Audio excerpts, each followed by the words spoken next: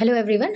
आज मैं आपको एक अपने रीसेंट प्लान के बारे में बताऊंगी जिसमें कि जो प्लॉट का हमारा साइज़ है वो है 20 बाई 50 का, जिसमें 20 है फ्रंट एंड जो डेप्थ है प्लॉट की वो है 50 फीट।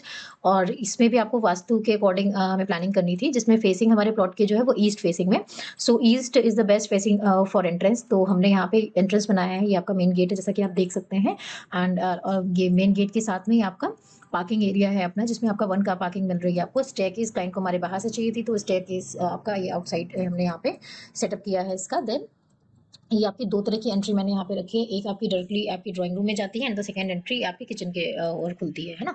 तो इधर आपकी किचन ये जो एंट्री है यहाँ से अटैच्ड आपका एक गेस्ट रूम है, जिसको आप गेस्ट रूम या स्टडी रूम की तरह यूज़ कर सकते हैं। जैसा ये हमारे क्लाइंट की रिक्वायरमेंट थी, हमने प्लानिंग उसी अकॉर्डिंग करी है।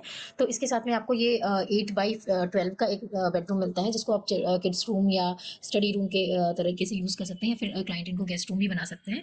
देन उसके बाद इसका आपका ये हमारा ड्राइंग रूम है। ड्राइंग रूम में आपका ये टीवी कैबिनेट देते हुए सोफे का अरेंजमेंट कुछ ऐसे दिखाया गया है। और यहाँ से आपका ये कॉमन एरिया है बीच में, जहाँ से होते हुए हम किचन में जाते हैं। किचन में आपका ये गैस का फेसिंग दिखाया गया है, और ये आपका वॉशिंग एरिया है।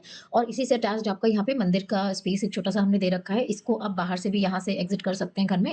घर में एटलीस्ट 2 एंट्री होनी चाहिए, तो दूसरी एंट्री हमारी इधर से रखी गई है। देन इसके आगे हम बढ़ते हैं, तो ये हमारा एक कॉमन वॉशरूम है। वॉशरूम के बाहर आपको एक ओटीएस मिलता है। ओटीएस में आप जो है यहाँ से वेंटिलेशन हो जाएगा वॉशरूम का भी, और बेडरूम्स में भी एक प्रॉपर घर में सनलाइट भी या नेचुरल लाइट जो है वो भी यहाँ पे आ सकती है, क्योंकि हमारे प्लॉट की विड्थ कम है, इसकी वजह से मैंने ऐसा सेटअप यहाँ पे किया हुआ है। देन इससे अटैच्ड आपका एक बेडरूम है। बेडरूम 9 बाई 12 का यहाँ पे मिलता है आपको, जिसमें बेड है, इधर ये टीवी कैबिनेट है, इधर एक हमने छोटा सा वार्डरोब दिया है, as you can see in the plan. Then इस बेडरूम से अटैच्ड आपका ये वॉशरूम जाता है। एंड इस वॉशरूम में 2 तरह की एंट्री है। एक एंट्री तो इधर से जाती है, जो बेडरूम मैंने आपको दिखाया है अभी। और दूसरा हमारा बेडरूम आपका ये मिलता है। बिल्कुल एक ये वॉशरूम है, वॉशरूम के सामने से एक बेडरूम जाता है, एक साइड से जाता है। ये आपका 9 बाई 12 का एक और बेडरूम है।